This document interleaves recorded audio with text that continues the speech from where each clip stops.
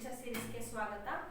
Last ಕ್ಲಾಸಲ್ಲಿ ನಾವು current purchasing power method ಬಗ್ಗೆ ಪ್ರಾಸೆಸ್ ನೋಡಿದ್ವಿ. ಅದನ್ನು ಹೇಗೆ ನಾವು ಸಾಲ್ವ್ ಮಾಡಬೇಕು ಅಂತ ಹೇಳಿದ್ರೆ ಹಿಸ್ಟಾರಿಕಲ್ ಬೇಸ್ಡ್ ಫೈನಾನ್ಷಿಯಲ್ ಸ್ಟೇಟ್ಮೆಂಟ್ಸ್ನ ರೀಸ್ಟೇಟ್ ಮಾಡಿ ಕರೆಂಟ್ ವ್ಯಾಲ್ಯೂಸ್ಗೆ ಹೇಗೆ ಕನ್ವರ್ಟ್ ಮಾಡೋದು ಅನ್ನೋದನ್ನ ಪ್ರಾಸೆಸ್ ತಿಳ್ಕೊಂಡಿದ್ವಿ. ಇವತ್ತಿನ ಕ್ಲಾಸಲ್ಲಿ ನಾವು ಒಂದು ಇಲಿಸ್ಟ್ರೇಷನ್ನ ಸಾಲ್ವ್ ಮಾಡಿ what is the basic methodology followed in current purchasing method to restate the historical figures annadana nodona. Has taken very simple question here. An office building was acquired in 2001 for rupees 1,28,000. The GPI at the time of acquisition was 168.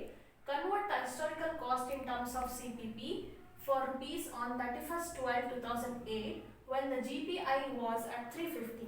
ಇಲ್ಲಿ ನೋಡಿ 2001 ನಲ್ಲಿ office building ನ acquire ಮಾಡಿದ್ದಾರೆ, ಅಂದ್ರೆ purchase ಮಾಡ್ಕೊಂಡಿದ್ದಾರೆ for rupees 1,28,000. So ನಾವಿಲ್ಲಿ given details ಅದೇ ರೀತಿ ಬರ್ಕೊಳ್ತಾ ಹೋಗೋಣ. ಸೊ ಹಿಸ್ಟಾರಿಕಲ್ ಕಾಸ್ಟ್ ಎಷ್ಟು? It is rupees 1,28,000. GPI ಅಂತ ಹೇಳಿದ್ರೆ ಜನರಲ್ ಪ್ರೈಸ್ ಇಂಡೆಕ್ಸ್ ಅಂತ ಹೇಳಿ.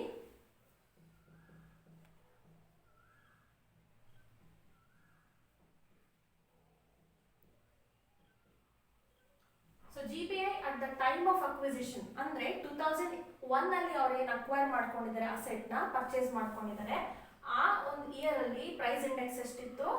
168. ಸೊ ಇದು this becomes acquisition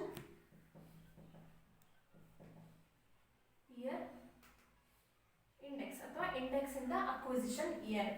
So it is 168. Convert the historical cost in terms of CPP. So CPP ಅಂದ್ರೆ ಹೇಳಿ current purchasing power. So ಕೊಟ್ಟಿರುವಂತ historical cost ನ ಯಾವ್ದಕ್ಕೆ ಕನ್ವರ್ಟ್ ಮಾಡಬೇಕು ನಾವು? current purchasing power ಅಂದ್ರೆ ಯಾವ ಇಯರ್ ಕೊಟ್ಟಿದ್ದಾರೆ? So 2008 is the current year ಅಂತ ಹೇಳಿ ತಗೋಬೇಕಾಗುತ್ತೆ ನಾವು. 2001 ಅಲ್ಲಿ ಕೊಟ್ಟಿರುವಂತ ಹಿಸ್ಟಾರಿಕಲ್ ಫಿಗರ್ಸ್ ನ 2008 ಗೆ ಕನ್ವರ್ಟ್ ಮಾಡ್ಕೋಬೇಕು ನಾವು by using the price indexes when the GPI was at 350. ಅಂದ್ರೆ current price index ಎಷ್ಟು? 350. ಸೊ ನಮಗೆ ಕನ್ವರ್ಟ್ ಮಾಡಿರೋ ಡೇಟ್ ಯಾವುದು ಹೇಳಿರೋದು? 2008 ಗೆ. 2008 ಅಂದ್ರೆ ಕರೆಂಟ್ ಪೀರಿಯಡ್ ಅಂತ ತಗೊಂಡ್ರೆ GPI ಅಂದ್ರೆ ಜನರಲ್ ಪ್ರೈಸ್ ಇಂಡೆಕ್ಸ್ ಎಷ್ಟಿತ್ತು ಆಗ? 350. ಸೊ ಇದಿಷ್ಟು ನಮಗೆ ಕೊಟ್ಟಿರುವಂತ ಡೀಟೇಲ್ಸ್. ಈ ಡೀಟೇಲ್ಸ್ ನ ನಾವು ಯೂಸ್ ಮಾಡಿ how to convert the historical cost in terms of CPP ಅಂತ ಹೇಳಿ ನೋಡೋಣ. ಸೊ ಲಾಸ್ಟ್ ಕ್ಲಾಸ್ ಅಲ್ಲಿ ನಾನು ಪ್ರಾಸೆಸ್ ಬಗ್ಗೆ ಡಿಸ್ಕಸ್ ಮಾಡಬೇಕಾದ್ರೆ ಪ್ರಾಸೆಸ್ ಆಫ್ ಕನ್ವರ್ಷನ್ ಬಗ್ಗೆ ಹೇಳಿದ್ದೆ.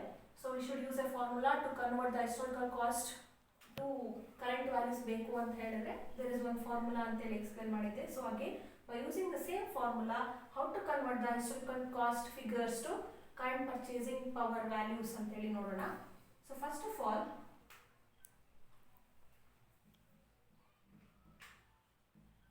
converted value is equal to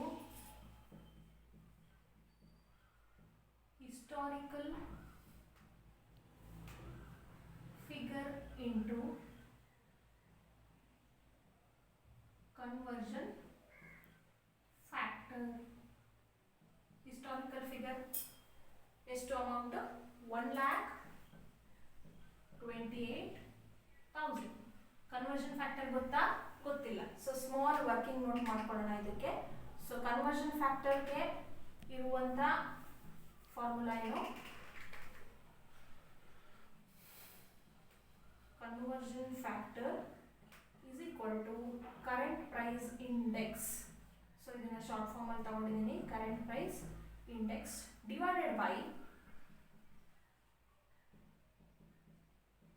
acquisition year index.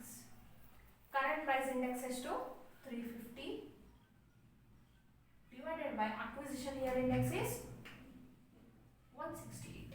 So if we divide we will get the conversion factor 350 divided by 168. So we will get 2.083333. So we will consider it as 2.08. So this is the conversion factor we got Now we should multiply 1,28,000 ಅಂದ್ರೆ historical figure na ನಾವು 2.08 conversion factor ಜೊತೆ multiply ಮಾಡಿದಾಗ we will get the converted value. That means historical cost ಕೊಟ್ಟಿರುವಂತ figure ನಮಗೆ 2008 ಅಲ್ಲಿ ಅದರ value ಎಷ್ಟಿರಬೇಕು ಆ ಒಂದು ಕಾಲಘಟ್ಟದಲ್ಲಿ ಆ ಒಂದು ಟೈಮ್ ಆಫ್ ಪೀರಿಯಡ್ ಅಲ್ಲಿ ಅನ್ನೋದು ಸಿಗುತ್ತೆ. 1,28,000 into 2.08. So it comes to 2,66,240 rupees is the value of the same building which is purchased in 2001. In 2008 ಅಲ್ಲಿ ಅದರ ವ್ಯಾಲ್ಯೂ ಎಷ್ಟಿದೆ? If we consider the inflation 2,66,240. So price level changes ಗೆ ತಕ್ಕಂತೆ ನಾವು 2001 ನಲ್ಲಿ ಇರುವಂತ ಅಮೌಂಟ್ ನ 2008 ಅಲ್ಲೂ ತೋರಿಸ್ತೇನೆ. ಇನ್ಫ್ಲೇಷನ್ ಅಕೌಂಟಿಂಗ್ ನ ಫಾಲೋ ಮಾಡಿದ್ರೆ by using the method current purchasing power, then we will get the value 1,28,000 ಇದಿದ್ದು ಏನಾಯ್ತು 2,66,240. So this is how we restate the figures from historical figures to current values. So this is a very simple problem. In the next class I'll be dealing with how we should restate the convert the values of or adjust the values of monetary items and non-monetary items. Thank you.